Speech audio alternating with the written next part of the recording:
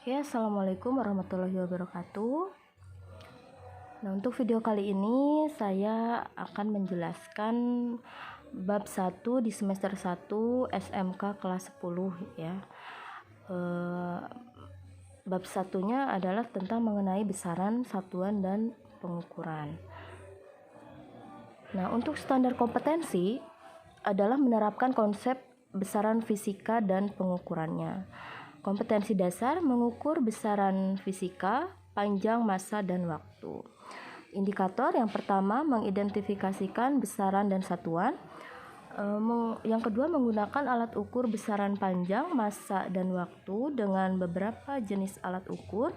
Yang ketiga mengukur besaran panjang, massa, dan waktu dengan mempertimbangkan ketelitian dan ketepatannya.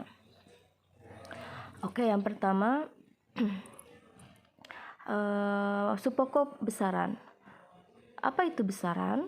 Nah, besaran adalah sesuatu yang memiliki besar atau nilai dan dapat diukur serta hasilnya dinyatakan dengan angka-angka. Nah, besaran itu dibagi menjadi dua macam. Ada menurut asalnya, ada menurut arahnya. Kalau menurut asalnya, besaran itu dibagi menjadi dua, besaran pokok dan besaran turunan. Kalau menurut arahnya, besaran dibagi menjadi dua juga, yaitu besaran skalar dan besaran vektor. Oke, lanjut. Nah, untuk besaran pokok pengertiannya adalah besaran yang satuannya didefinisikan sendiri. Nah, yang termasuk besaran pokok itu adalah panjang, massa, waktu, suhu, kuat arus, intensitas cahaya, dan jumlah zat. Jadi besaran pokok itu ada 7 macam ya. Nah, silahkan diingat itu yang 7 macam itu. Dan selanjutnya ada besaran turunan. Pengertiannya adalah besaran yang diturunkan dari satu atau lebih besaran pokok. Nah, contohnya luas, volume, kecepatan, tekanan, gaya, percepatan, usaha, energi, daya, dan lain-lain. Jadi besaran turunan itu jumlahnya banyak ya. Kalau tadi besaran pokok itu ada 7 macam, tapi kalau besaran turunan itu jumlahnya lebih banyak karena diturunkan dari besaran-besaran pokok itu sendiri. Nah, untuk besaran skalar, pengertiannya adalah besaran yang hanya memiliki nilai dan tidak memiliki arah. Ya, contohnya massa, waktu, suhu, jarak, kelajuan, dan lain-lain. Nah, untuk besaran vektor adalah besaran yang memiliki nilai dan arah. Contohnya gaya, kecepatan, percepatan, momentum, perpindahan, dan lain-lain. Jadi banyak ya contoh dari besaran skalar dan besaran vektor selain yang tadi saya sebutkan. Nah, untuk 7 besaran pokok dalam sistem internasional atau SI itu ada besaran pokok panjang, satuannya meter, singkatannya M kecil ya, dimensinya L besar. Yang kedua ada massa, satuannya kilogram, singkatannya kg, dimensinya M besar. Ketiga waktu, satuannya sekon, singkatannya S kecil, dimensinya T besar. Arus listrik, satuannya ampere, singkatannya A besar, dimensinya I. Suhu, satuannya Kelvin, singkatannya K besar, dimensinya theta. Intensitas cahaya, satuannya kandela, singkatan CD, huruf kecil, dimensinya J kecil. Yang ketujuh, jumlah zat, satuannya mol, singkatannya mol, dimensinya N besar. Nah, selain 7 besaran pokok tersebut, ada 2 lagi ya. Yang pertama ada sudut datar, satuannya radian, singkatannya rad. Dan yang kedua ada sudut ruang, satuannya steradian, singkatannya SR. Nah, itu adalah macam-macam 7 besaran pokok. Nah, biasanya di SMP juga kita sudah mendapatkan ya materi tentang besaran pokok dan besaran turunan. Nah, biasanya kita lebih ingat dengan besaran pokok ya daripada besaran turunan sendiri. Nah, ini ada besaran turunan dan dimensinya. Yang pertama ada luas. Rumusnya panjang kali lebar. Dimensinya L besar dikuadratkan. Untuk besaran pokok volume rumusnya panjang kali lebar kali tinggi. Dimensinya L pangkat 3. Ada massa jenis rumus dimensinya M L pangkat min 3. Kecepatan dimensinya L T pangkat min 1. Kalau percepatan dimensinya L T pangkat min 2. Gaya itu rumusnya massa kali percepatan. Dimensinya M L T pangkat min 2. Usaha dan energi rumusnya gaya kali perpindahan. Dimensinya M L T pangkat min 2. Kalau impuls dan momentum itu sama saja ya rumusnya gaya kali waktu. Nah, dimensinya M L T pangkat min 1. Nah, ini adalah macam-macam besaran turunan. Sebetulnya banyak sekali ya besaran turunan tersebut. Cuman yang saya contohkan ada 8 saja. Nah, silakan diingat dimensinya tersebut. Kita ingat aja dimensi yang ada di besaran pokok ya. Kalau balik lagi coba. Kalau panjang itu kan bahasa Inggrisnya length ya.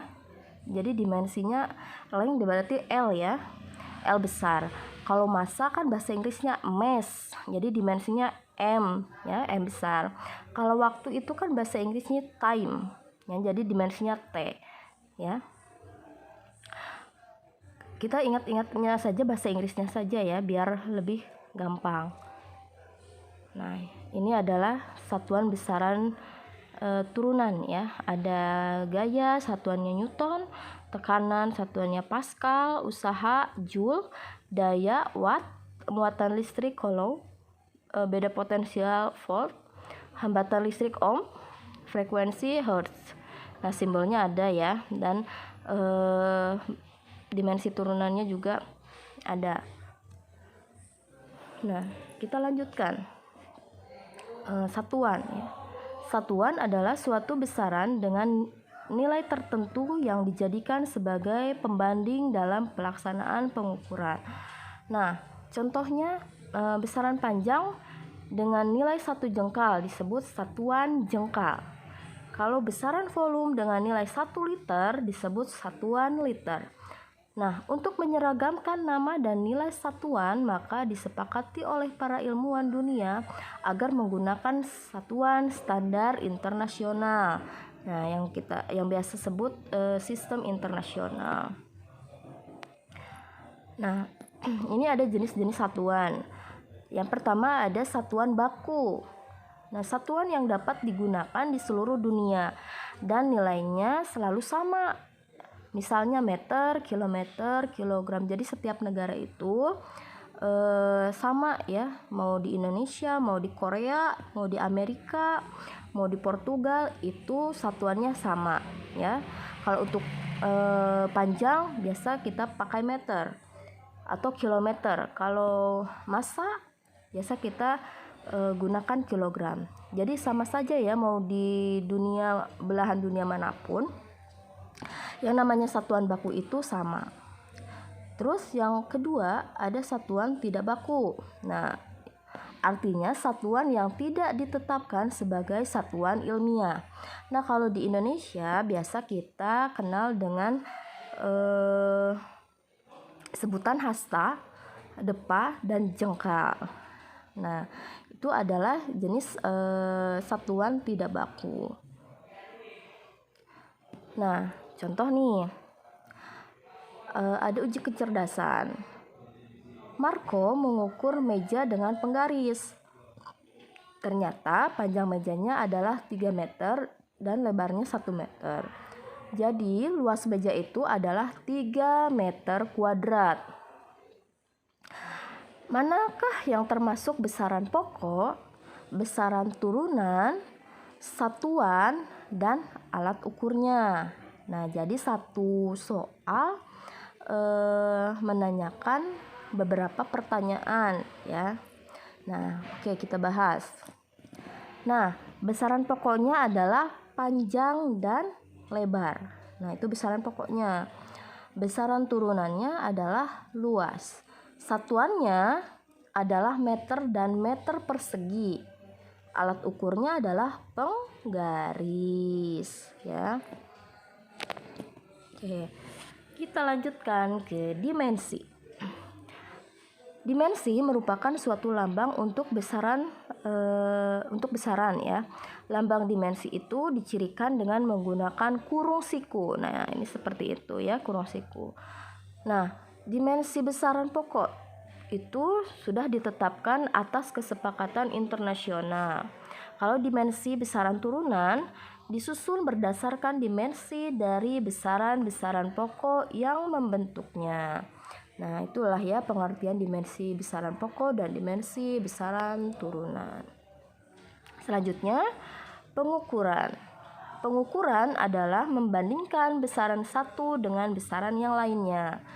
Kalau mengukur adalah kegiatan membandingkan suatu besaran dengan satuannya.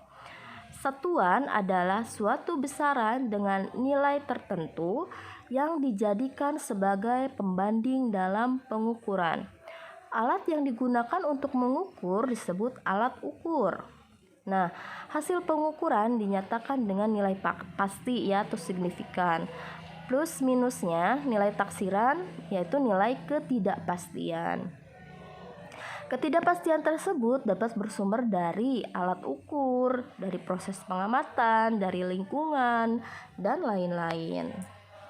Nah, ini ada beberapa macam alat ukur panjang. Yang pertama ada penggaris. Nah, penggaris ini ketelitiannya 1 mm. Yang kedua ada jangka sorong. Jangka sorong itu ketelitiannya 0,1 mm. Yang ketiga ada mikrometer sekrup. Ketelitiannya 0,01 mm. Jadi dari ketiga alat ukur panjang tersebut yang paling teliti adalah mikrometer sekrup. Nah, kalau menurut saya juga alatnya juga yang paling mudah dioperasikan adalah mikrometer sekrup. Jadi selain sangat teliti, nah pemakaian alatnya juga gampang ya, itu mikrometer sekrup ya. Biasanya digunakan oleh anak-anak jurusan teknik ya, apakah itu otomotif atau mesin ya, mereka pasti menggunakan alat ukur panjang tersebut. Nah, yang pertama ada penggaris. Penggaris atau biasa disebut mistar digunakan untuk mengukur suatu panjang benda mempunyai batas ketelitian 1 mm. Ya, ini gambar penggaris. Nah, biasanya di SD itu kita familiar sekali ya dengan alat ukur penggaris tersebut ya, karena di kelas SD kelas 1, kelas 2 kita sudah diperkenalkan dengan alat ukur tersebut ya, penggaris ini. Nah, yang kedua ada jangka sorong. Nah, jangka sorong adalah alat ukur yang memiliki tingkat ketelitian sampai dengan 0,1 mm atau kalau dikonversikan ke cm 0,01. Nah, jangka sorong digunakan untuk mengukur yang pertama ketebalan atau garis tengah bagian suatu pipa ya. Yang kedua, garis tengah bagian dalam. Yang ketiga, kedalaman suatu lubang. Nah, ini adalah bagian-bagian dari jangka sorong ya. Ada rahang atas, ada rahang tetap atas, ada rahang tetap bawah, ada rahang sorong atas, ada rahang sorong bawah. Nah, itu ada skala utama, ada skala nonius ya. Nah, itulah bagian-bagian dari jangka sorong.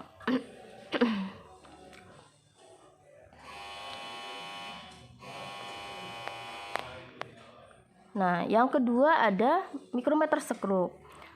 Mikrometer sekrup mempunyai ketelitian 0,01 mm sehingga cocok untuk mengukur antara lain tebal kertas, diameter kawat email, dan tebal kain. Nah, ini adalah bagian-bagian dari mikrometer skrup. Nah, ada ruang ukur tetap, ruang ukur gerak, ada rangka, ada skala tetap, ada skala putar, atau dengan silinder putar ya. Nah, cara penggunaan dari mikrometer skrup itu ada di video saya sebelumnya ya. Itu ada langsung tutorial menggunakan atau mengukur benda dengan alat ukur penggaris, mikrometer skrup atau jangka sorong. Silahkan cek video saya sebelumnya ya. Nah, terus selanjutnya ada alat ukur massa. Nah, alat ukur massa itu ada neraca elektronik atau neraca digital ya. Ada neraca dua lengan, ada neraca pegas, dan ada neraca Ohaus. Nah, alat ukur waktu ada jam matahari, jam dinding, stopwatch manual, stopwatch digital ya.